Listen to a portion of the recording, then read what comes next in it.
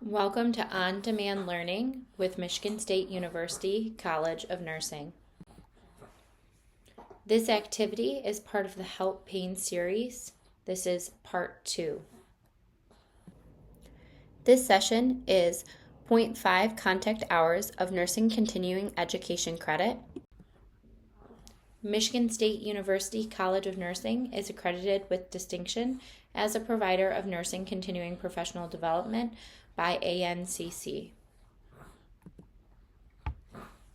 The learning outcome is that upon completion of this learning activity, participants will state increased knowledge of how the brain makes sense of pain and the use of advanced skills for addressing pain with students by achieving 80% or greater on the post-session evaluation. Criteria to receive contact hours for this activity are to view the learning activity in its entirety, complete the post-session evaluation with a score of 80% or greater, and complete the survey following the post-session evaluation. At the end of the learning activity, scan the on-screen QR code with a phone camera to complete the post-session evaluation, survey, and payment if necessary. Following completion of the evaluation and payment, if necessary, an electronic contact hour certificate will be delivered to the email address that you provide. This is part 2 of a 4-part series on the Help Pain program, which reviews cognitive and behavioral strategies providers can use for managing pediatric pain. The objectives of today's session is to understand how the brain makes sense of pain, apply cognitive and behavioral strategies to address pain in pediatric populations, and to learn some additional skills to support students dealing with pain. Let's begin to learn some strategies to teach a child how to manage pain symptoms. We will begin with the gate control theory of pain. The gate control theory recognizes that many factors, including our thoughts and our feelings, can impact our experience of pain. Neurochemical signals, which we describe to children, are like gates, and depending on how open or closed they are in our nervous system, can affect how much pain we experience. So if the gate is open, some examples of factors that might contribute to an open gate include negative thoughts, negative mood, stress, muscle tension. If we're thinking a lot about our pain or being asked by maybe a well-meaning adult about our pain, overdoing or underdoing different types of activities, and getting too much sleep or not enough sleep. All of these factors can impact how we experience pain. Conversely, there are many factors that can help close our pain gates and diminish our experience of pain. These include taking physician-prescribed medications, adrenaline, so if somebody experiences an injury while they're playing a sport or in the zone, sometimes they're less likely to perceive the severity of their pain relative to their injury. And other forms of distraction include listening to enjoyable music, watching a favorite TV show, or talking on the phone or in person with a good friend. Positive thinking and positive feelings can also help diminish our experience of pain. Now we'll talk about a behavioral strategy that children can use to manage their pain, which is called progressive muscle relaxation. Before I teach this strategy to a child, I have them rate their pain symptoms from 0 to 10.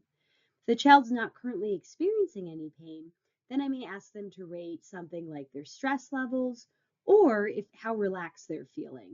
What I want to do is get some movement on one of those scales. So if the child's not currently experiencing any pain, you can flex to one of those other items. Once you get a baseline rating, then it's appropriate to have the child get comfortable, close their eyes if they feel comfortable doing so before practicing this activity.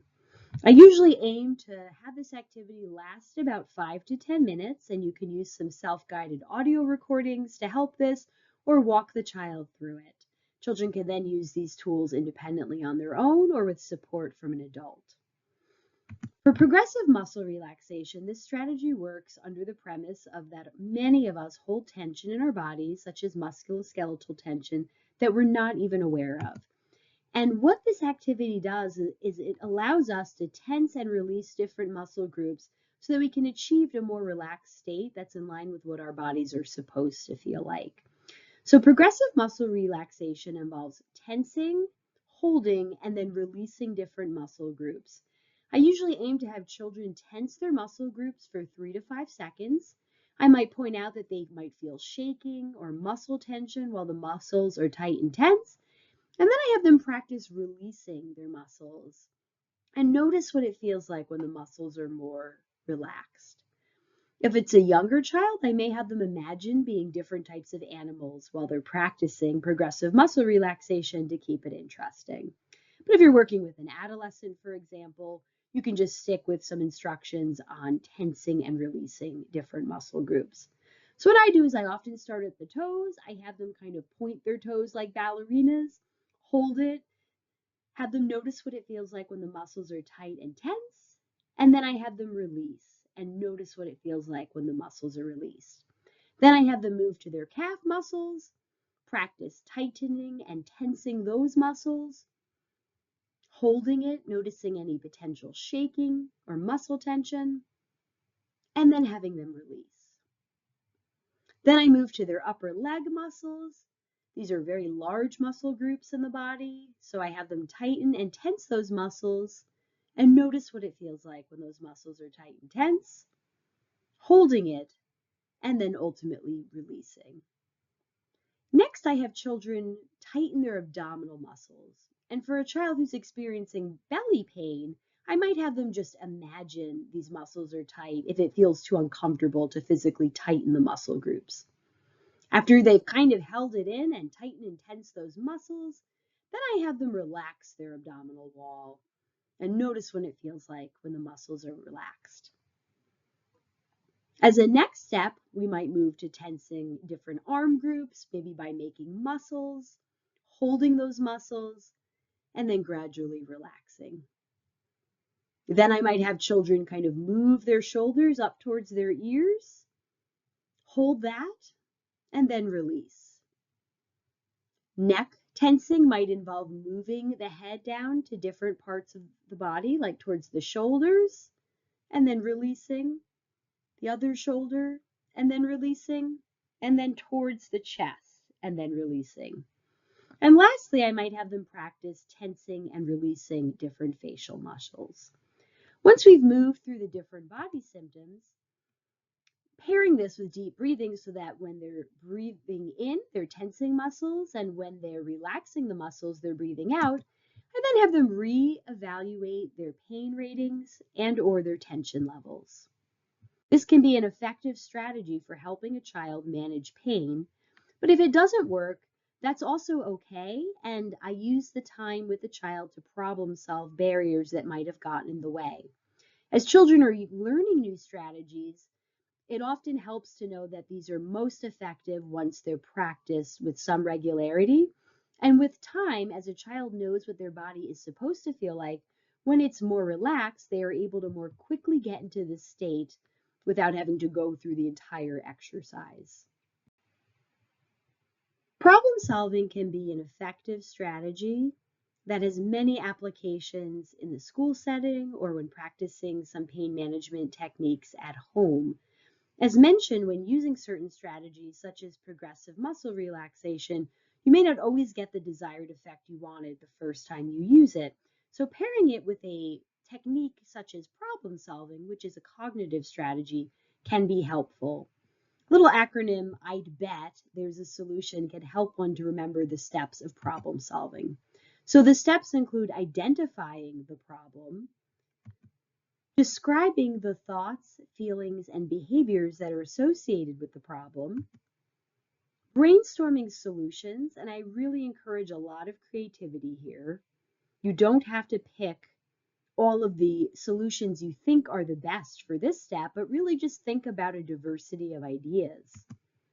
Next, you can evaluate the pros and cons of each solution, and then finally test a solution which a child may do outside of a session with you and then report back to you on whether or not it worked. It's important to remind a child that the first solution we pick may not always be the best solution, and sometimes this takes some trial and error to find the best solution for you. So an example of this might be, the problem is I can't concentrate on my homework because my headaches are so bad.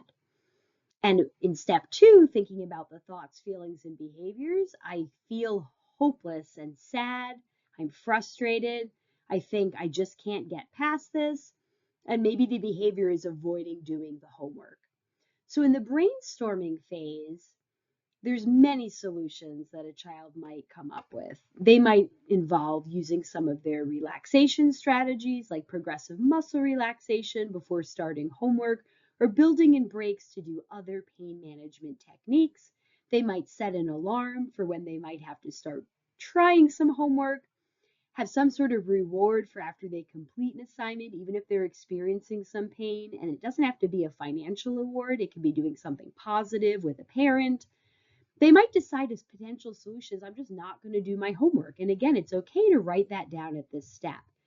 The idea is try to get to 8 to 10 solutions in the brainstorming section. Then step 4 is where you can evaluate those solutions. So again, if they put, I just won't do my homework, then you can talk with the child about the pros and cons of that solution and other solutions. Then the final step will be for the child to test the solution. And again, let them know it's okay if the first solution they think of doesn't work. We can just go back to the drawing board and think of the most optimal and effective solution. Sometimes before a child uses problem solving with their own problems related to their pain symptoms, it can be helpful to practice with other problems that children commonly experience. These are a few examples of common problems children with pain have reported experiencing in the domains of school, work, home, and with friends. So using the steps of problem solving, the child can walk through different scenarios, using those strategies and applying them before utilizing this with their own problems. This might help them approach the technique with a more balanced and objective viewpoint. Mindful eating is another behavioral strategy that can help children with chronic pain. We often use it with kids who have abdominal or belly pain, but it can be useful for kids with other types of chronic pain symptoms, and it can be useful for stress management as well. In mindful eating, we approach this knowing that children with chronic pain may interpret normal bodily sensations, such as feeling full after eating a meal, as painful. In turn, children may go long periods of time without eating and then might rapidly eat a lot of food, which can trigger pain symptoms. Practicing mindful eating is a way to help pace eating activities and encourage more accurate representations of bodily sensations. So what has been really fun about this exercise is we've used it in school settings and in school nurse offices where mints are also available. And of course, mints can help with curtailing symptoms of nausea. And so in these school offices, children can take a mint and pretend that they're alien invaders who've come to Earth.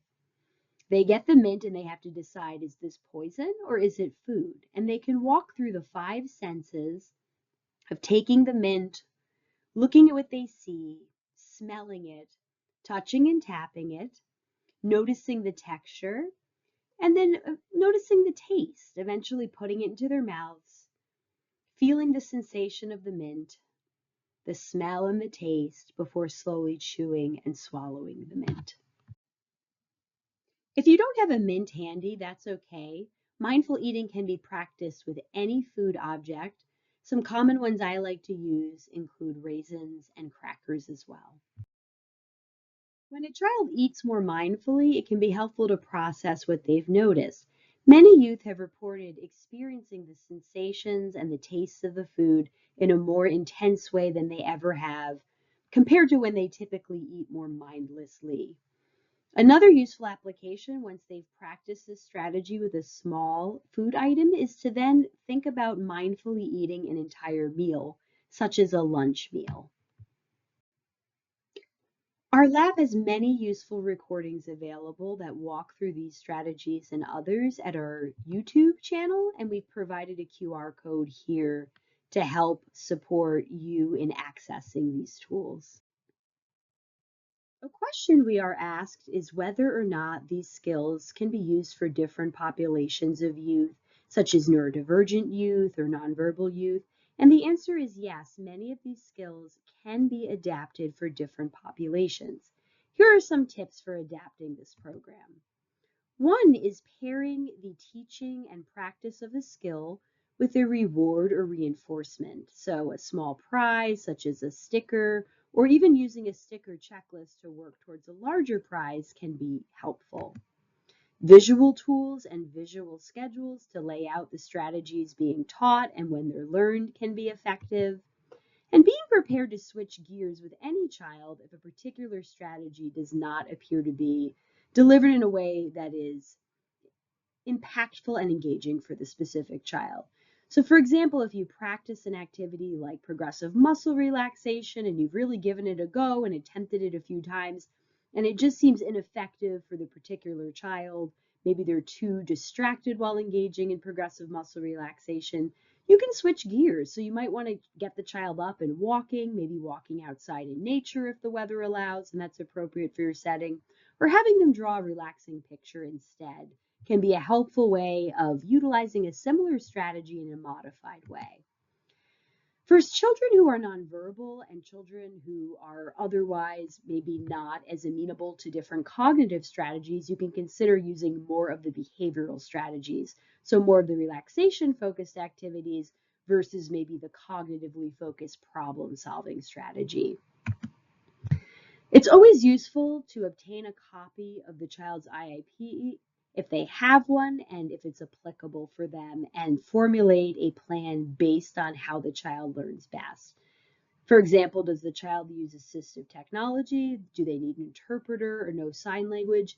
Information such as this can be really helpful for making sure a plan is developed that is most supportive of the child's learning needs. Lastly, communicating and developing a collaborative plan with the child's caregiver can really help optimize success. Here are some questions to reflect upon and consider. Are you currently using any pain management strategies in your practice? If so, which strategy or strategies do you use? Will you use any of the strategies you've learned as part of this program going forward? If so, which will you use and why? Which are you less likely to use and why? And how will you use these strategies? And if you have any insights that you think would be helpful, please feel free to get in touch at any point to communicate to us. We're always trying to learn and improve our programming based on the experiences of providers who are really the ones who know what works best for the children that they serve. Please feel free to reach out at any point. This is my contact information. I'm Natasha Cunningham, and I'm delighted to have presented this information to you today. Here are some of the references that inform the development of this presentation. Thank you for joining this professional development continuing education activity. Please scan the QR code with your phone or use the link below provided. Your continuing education certificate will be provided electronically to the email that you complete within the form following a successful pass rate of the post-test at 80% and submission of the completed survey. Thank you again for joining this education.